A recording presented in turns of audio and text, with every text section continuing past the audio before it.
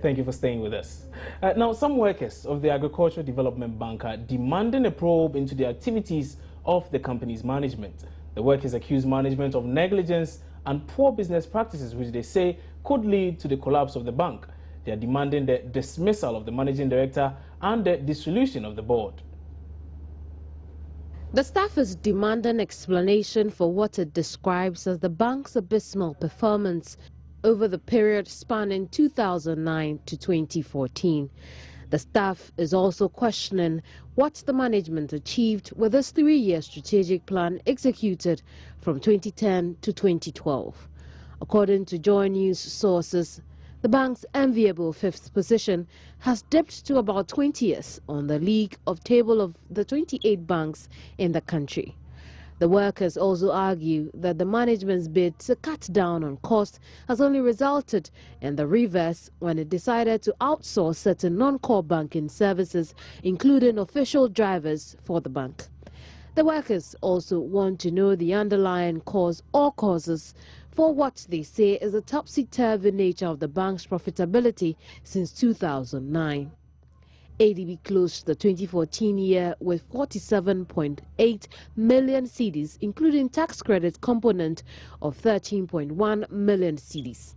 At the same time, the workers say the bank's non-performing loan ratio has soared to about 21.56% in 2014. The workers fear with over 600 million cedis in unrecovered loans and a low profitability, the bank will gradually be unable to perform its core mandate of lending. An aggrieved source tells Joy News the bank has sold its headquarters at the ADB house off the Independence Avenue for $10 million, only to rent at the Accra Financial Center for $1 million cedis a month minus utilities. Joy News sources says the staff is worried that this does not make any business sense, lamenting the move has the ability to run down the business. Joy News also gathered although ADB is paying this huge amount as monthly rent at the AFC, it has a 10% stake in the ownership of the structure. They are therefore seeking an immediate dissolution of the board, which they accuse of negligence. They are also calling for the removal of the managing director, Mr. Stephen Bodji, while a comprehensive forensic audit into the activities of the board and managing director commences immediately. They also require a reversal of the sale of the ADB house and a suspension of the initial public offering on the stock market. Kemini Nyamani Amano for Joy News. Well, Kemini Amano, my colleague, she's joined me in the studio now with much more on this particular issue. Now, Kemini, so what are the concerns of these workers? Well, the concerns basically have to do with the poor performance of the bank, which for them shouldn't be the case. Okay. I mean, rewind 2009, in a long write-up, they tell me that the bank was amongst top 3 in the country. Fast forward to 2014, and it has to battle with other banks in the 15th to 20th on the league of table of 28 banks here in Ghana. Now, between 2010 and 2012, just shortly after the new managing director had taken office, he executed, or he put to play, a 3-year strategic plan which was supposed to last 2010 to 2012, and this plan was supposed to take ADB to top 3 banks in the country. Now, the question the workers are asking now is, what happened to that plan? We have executed that plan, but what happened? And again, they are given reason to why this could not have happened, because management style had changed and they were not doing the right thing. So, for instance, in their write-up, they talk about executive heads. They talk about the fact that in 2009, when managing director took over, his concern was that, look, you have 7 general managers, which is not in tandem with modern practices when it comes to running businesses. 7 general managers. 7 general managers. Okay. And so he was going to cut down on the number. Of course. But now there are 14. I mean, that's what my sources tell me. There are 14 managers now. Twice the number. Twice the number, which means that it would increase definitely cost of doing business, because you'd have to pay all those talent you have brought aboard. I also spoke about outsourcing in the story we saw earlier, where management decided that, look, there are some non-core banking operations that we need to outsource. One of which is has to do with photocopy. And so they outsourced their photocopiers. They also outsourced official drivers. So those were operations they didn't handle anymore. According to them, this was supposed to cut down costs. But then again, they tell me that over the years, it has only increased expenditure in doing business. And then they come down to their financial statement closing 2014 fiscal year. They mentioned the fact that the bank has performed poorly. And you ask why. They look at their profitability, and the documents I have available to me show that in 2009 the bank made profit of 12.6 million Ghana cedis. Well, again, I just have to add that the workers have called the profitability of the bank a topsy-turvy event or process, because in 2009 12.76, then it went down by a million to 11.6 in 2010, and then take a look at it. In 2011 it soared to 43.6, but in 2012 it dropped again.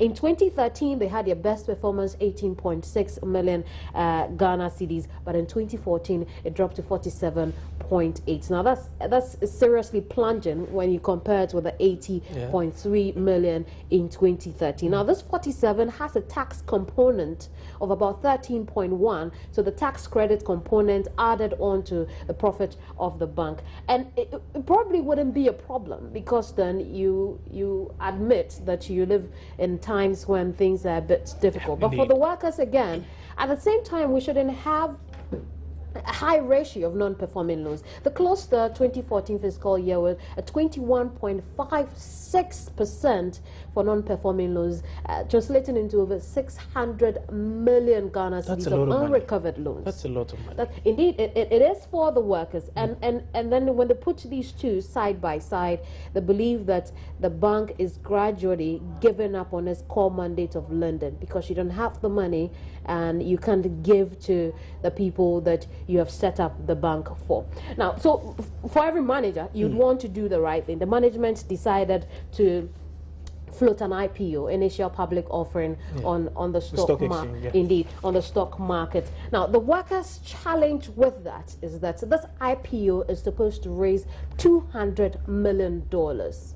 Now, my source tells me that, let's do the maths. You have $600 million, 600 million Ghana cedis rather, in unrecovered loans, and you're going on to float IPOs for 200 million Ghana cedis, which is about 30% of what you could collect from your debtors. The question now is, why hasn't the bank collected these debts?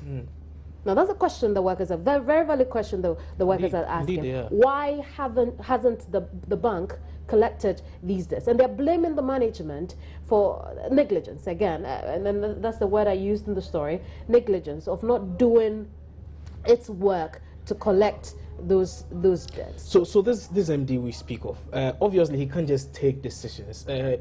He has a supervisory body. That's say the board of directors. So they're calling for his removal or that of himself and the board, the dissolution of the board as well. They're calling for, in their write-up, they say we want an unconditional dissolution of the board of directors as well, because for them, the board shirked its responsibility of overseeing the work of management. So the picture painted here is the board sat unconcerned about what management, the decisions management was taken, and so they're calling for the head of members of the board, the heads of members of the board as well, and not just Stephen Kwaji, who is managing director for the bank. Now, beyond that, I mean, I'm going to have to say again, for every manager or for every management, you would want to fix the problem if you see it.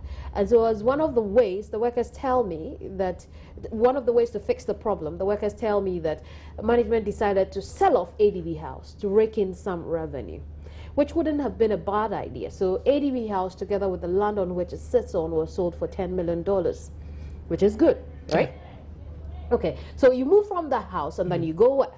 You go into a building where the workers tell me that they are renting. They are at the Accra Financial Center.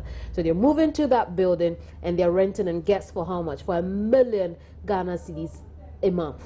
1 month? 1 month, and that is before utilities. So it means that your utilities are not included in that rent. I see. But the twist here is the fact that ADB owns 10% stake in that facility, because the land on which the structure sits belongs to ADB, which they sold to the owners of the structure for $10 million, giving them a 10% stake in that property. Okay. So what kind of agreements did management enter into with the owners of the structure? The workers again ask. A number of accusations there. Most of the points seem valid though, but have you been able to get any response from management? Well, it's been difficult getting a response from management. Johnny is supposed to have spoken with management today. Okay. That hasn't happened yet, with the managing director specifically. But I understand, my sources again tell me that management is entering a meeting with the union to try and forge a way ahead of this. Because by the end of the week, we expect workers from the ADB house off the Independence Avenue to move to the Accra Financial Center, which is somewhere around City House. Okay. And right now, if you go to the AFC, the branch that used to be in City House has already moved to AFC. And so we're looking at how that pans out, and we'll inform our viewers about it. I see. Kemini, thank you very much for that update. Comprehensive there. Kemini Nyamani is my colleague. She's been following closely this particular issue. Now, Trade Minister Dr. Ekospio Gabra has blamed the lack of innovation among some entrepreneurs on what he describes as the colonial structure of the educational system, especially at the tertiary level. Speaking to Joy Business during the Maiden Entrepreneurs Awards in Accra, the minister called for a complete overhaul of the educational system to further reduce unemployment among graduates. We have had the University of Science and Technology for more than 50 years. Why doesn't that university train people who can invent and produce technology and simple machines? This is because one of the vice chancellors of that university famously said to the general public that the University of Science and Technology is not an institution which is there to train people to know how things are made, but not how to make them. That is the purpose of that university, according to this particular vice chancellor, to train students to know how things are made, but not how to make it. So, but that is a colonial mindset in how our education system was established by colonialists who did not want you to know how to make the things they were making. Because if you learn how to make those things, then you will not import from them. So the idea was to teach you how a phone is made, how a car is made, how a fridge is made, how a radio is made, but don't go and make it. The nature of educational content this week